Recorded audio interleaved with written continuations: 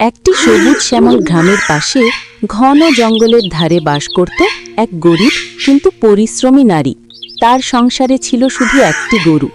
সেই গরুটিই ছিল তার একমাত্র ভরসা।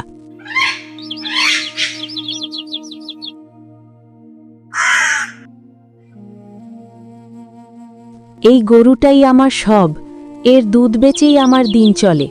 প্রতিদিন সকালে নারীটি গরুটিকে সঙ্গে নিয়ে জঙ্গলে যেত ঘাস খাওয়াতে। তারপর নিজের জন্যে জ্বালানি কাঠ কেটে মাথায় করে বাড়ি ফিরত।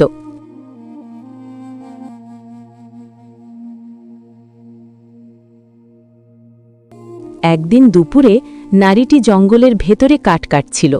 হঠাৎ সে দেখতে পেল দূরে দুইজন লোক লুকিয়ে তার গরুটির দিকে তাকিয়ে আছে। এই গরুটা বেশ মোটা, আজ এটাকে চুরি করলে ভালো দাম পাবো। হ্যাঁ, একটু সুযোগ পেলেই নিয়ে পালাবো। নারীটি তাদের কথা শুনে ভয়ে কাঁপতে লাগল, কিন্তু সে হার মানল না। বুদ্ধি খাটিয়ে গরুটিকে বাঁচানোর পরিকল্পনা করল।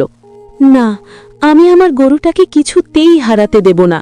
সে দ্রুত গরুটিকে নিয়ে জঙ্গলের ভেতর অন্য পথে হাঁটতে শুরু করল। গরুটিও যেন বুঝতে পারছিল বিপদ। সে শান্তভাবে নারীর সঙ্গে চলতে লাগল। কিছুক্ষণ পরে চোররা এগিয়ে এসে দেখে গরু নেই। তারা চারদিকে খুঁজেও কিছু পেল না। আরে, গরুটা কোথায় গেল? মনে হয় ও বুঝে ফেলেছে। চল এখান থেকে পালাই। এদিকে নারীটি নিরাপদে নিজের গরুটিকে নিয়ে বাড়ি ফিরে এলো। তুই শুধু আমার গরু না, তুই আমার পরিবারের সদস্য।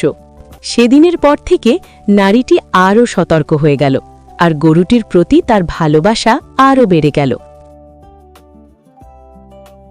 শিক্ষা, বুদ্ধি ও সাহস থাকলে বড় বিপদ থেকেও রক্ষা পাওয়া যায়।